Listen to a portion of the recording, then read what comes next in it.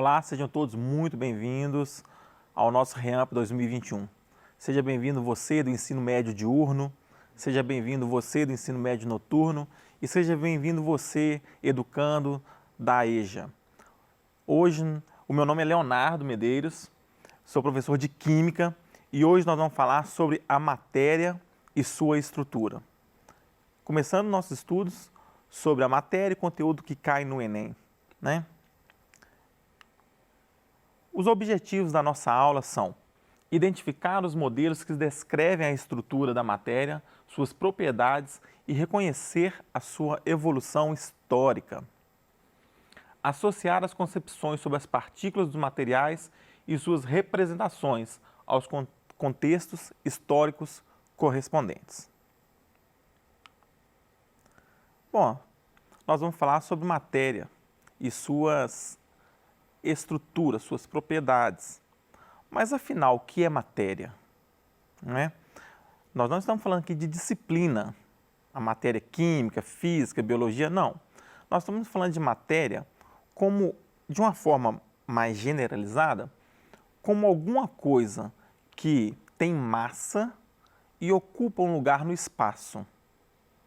Então, essa tela aqui atrás de mim, ela é composta por matéria.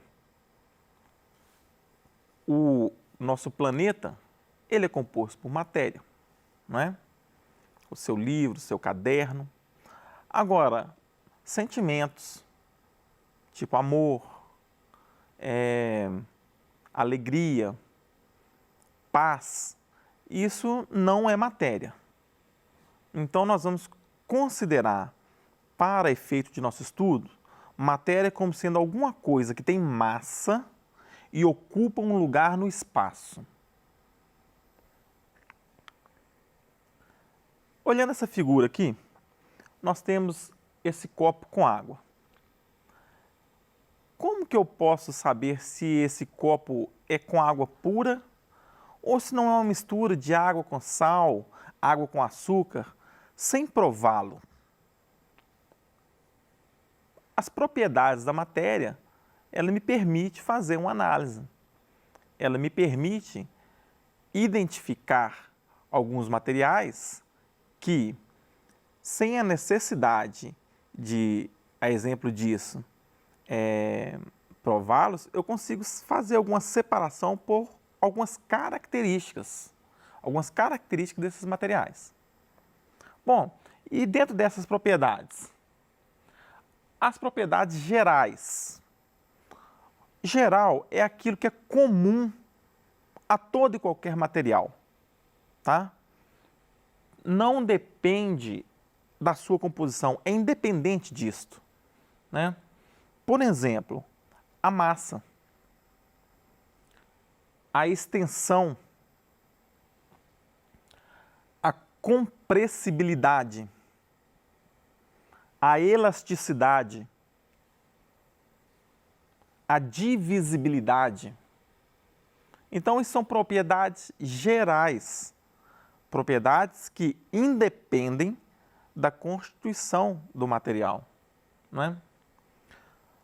Já que nós temos propriedades que são gerais, nós temos propriedades que são específicas, né? Então, nós temos propriedades que são físicas. Por exemplo, densidade, solubilidade, magnetismo. Essas nós podemos separar a física ainda em intensiva ou extensiva. Então, uma propriedade extensiva, o volume, a massa. Uma propriedade que é intensiva, essa relação entre o volume e a massa é a densidade. Então, se eu pegar um copo com 200 ml de água, a densidade daquela água é a mesma que se eu pegar um reservatório com 1 milhão de litros de água. A densidade vai ser a mesma, porque ela é uma propriedade intensiva. As propriedades químicas estão relacionadas aí à capacidade dessa substância de sofrer essa transformação em sua estrutura. Por exemplo, a oxidação, a combustão, a fermentação. São propriedades químicas. Nas propriedades físicas, nós não alteramos, quando há uma transformação, a estrutura do material. Nós alteramos o seu estado físico, né? Na mudança química, há uma alteração na sua estrutura. Nós temos também propriedades que são funcionais. Por exemplo, ácido, base, sal e óxido, que são funções inorgânicas. Nós temos também ácidos orgânicos, tá? E outros que são orgânicos. Propriedade organoléptica são as propriedades sensíveis às nossas percepções, como o odor, o sabor, né? A cor. E nós sabemos que a matéria ela é constituída por átomos. Hoje, quando nós falamos átomos, vamos considerar tendo um núcleo pequeno e denso, onde está praticamente toda a massa desse átomo. Esse núcleo é positivo e ali tem prótons e nêutrons. Ao redor desse núcleo, nós vamos considerar uma região onde estão os elétrons. Essa região é negativa. E os elétrons possuem carga negativa. A massa dele é aparentemente desprezível. Tá? Hoje nós sabemos disso, né?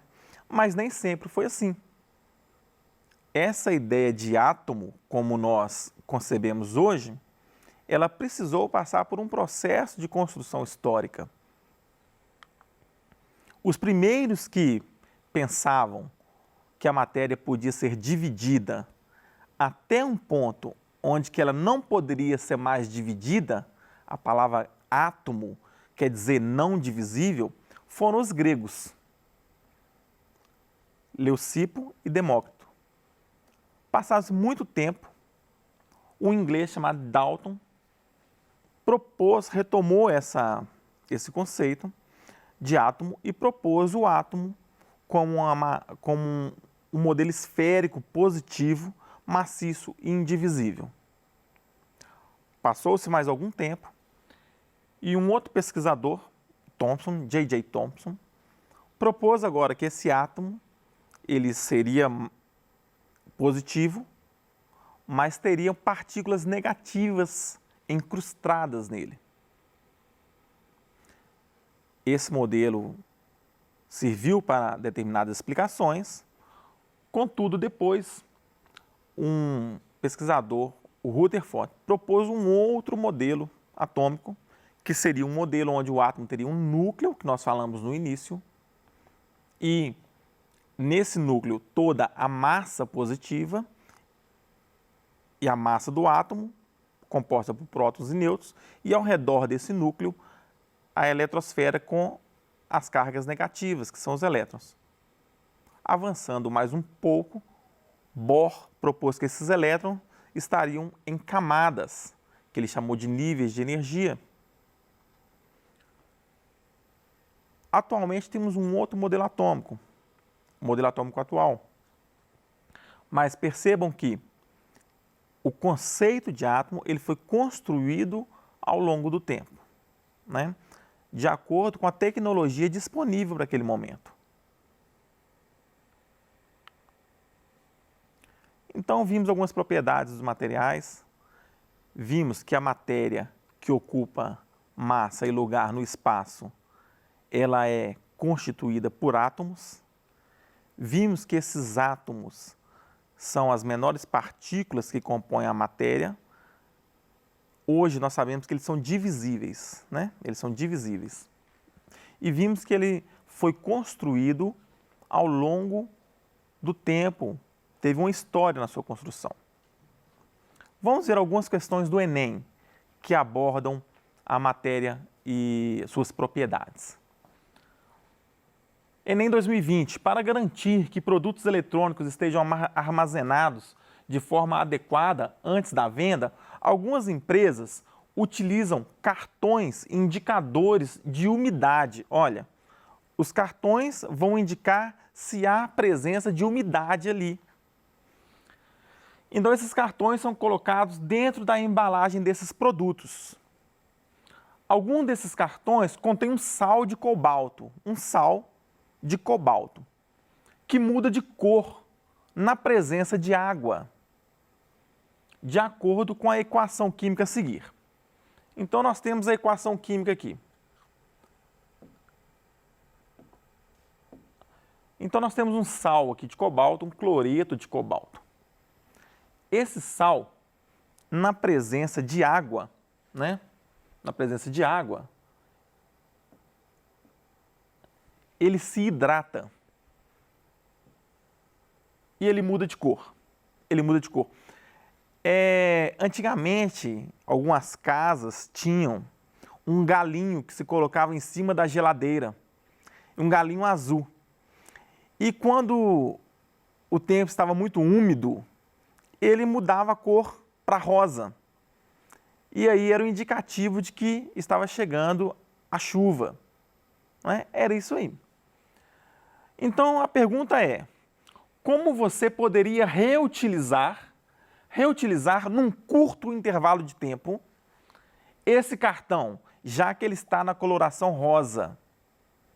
Por que ele está na coloração rosa? Ele era azul e ficou rosa, porque ele absorveu umidade. Então, como que nós podemos fazer para retirar essa umidade? Essa propriedade é uma propriedade higroscópica. Você poderia resfriar ele no congelador? Não retira a umidade resfriar no congelador. Poderia borrifar com spray de água? Se a gente borrifar com spray de água, você vai aumentar a quantidade de água ali.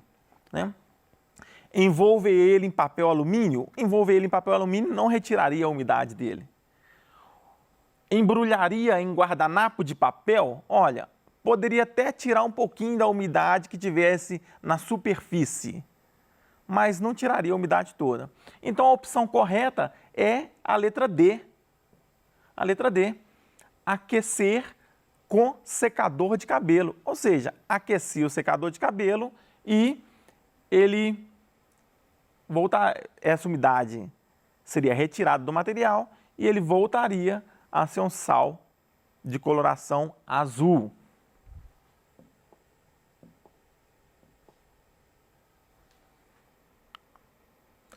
Enem 2020. A obtenção de óleos vegetais, de maneira geral, passa por etapas descritas num quadro, que nós vamos ver daqui a pouco. Qual dessas subetapas é realizada em função apenas da polaridade? Então, a questão, ela já não deu uma dica. O que interessa é a polaridade. E aí nós temos duas etapas básicas.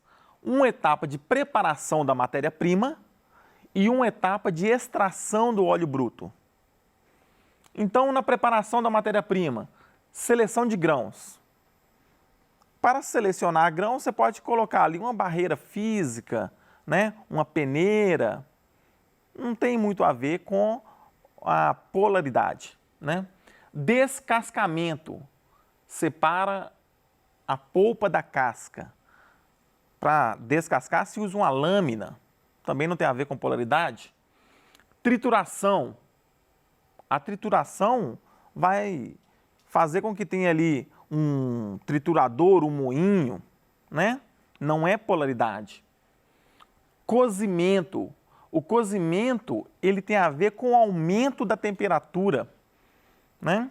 Não tem a ver com a polaridade. E aí nós temos agora a prensagem. Prensagem é espremer. É também uma atividade mecânica, né? Não tem a ver com a polaridade. A destilação, separação do óleo do solvente. Aqui já tem o óleo misturado no solvente e a destilação tem a ver com essa diferença do ponto de ebulição, que é uma propriedade da matéria, do ponto de ebulição ali entre os componentes da solução. E o que tem a ver com a polaridade? Essa extração tem a ver. Olha só, a obtenção do óleo bruto com o hexano. Ou seja, você tem um óleo e você vai colocar um outro solvente orgânico onde esse óleo possa migrar para esse meio do solvente. Essa migração se dá devido à polaridade. Nós até temos um macete de falar assim que semelhante dissolve semelhante, né? Então, a nossa opção correta para esse enunciado seria a extração, né? Voltar aqui, ó. Extração, opção D. Opção D. Enem 2020 ainda. Moedas despertam interesse de colecionadores e investidores há muito tempo. Uma moeda 100% de cobre, circulante no período do Brasil colônia, pode ser bastante valiosa. O elevado valor gera necessidade de realização de testes, né, para saber a procedência da moeda.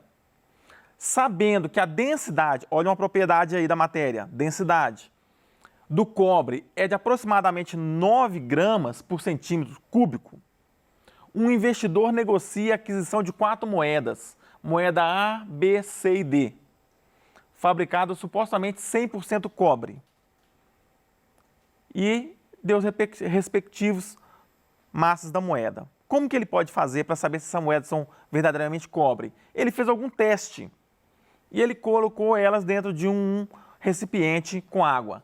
Então, olha, o recipiente, ele já começa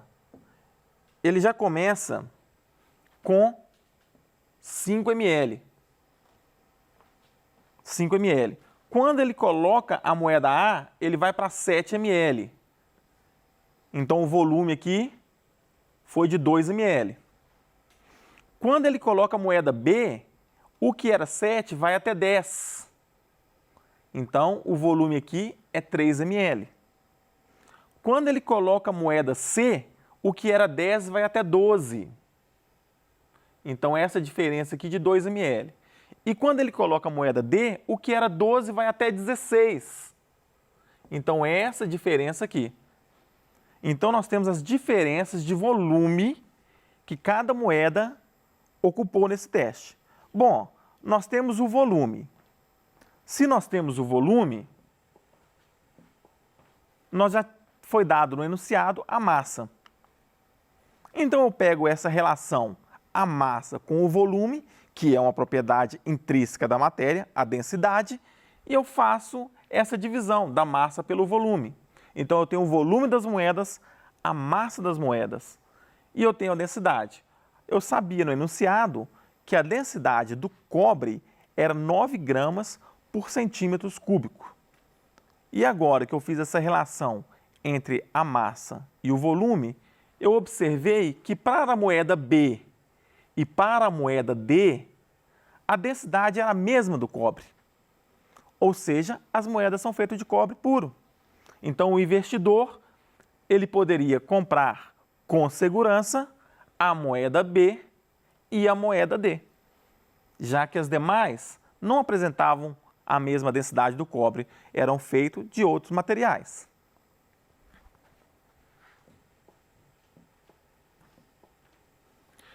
Bom, pessoal, nós vimos que as propriedades da matéria, elas nos auxiliam na identificação e na previsão de alguns comportamentos dos materiais, não é?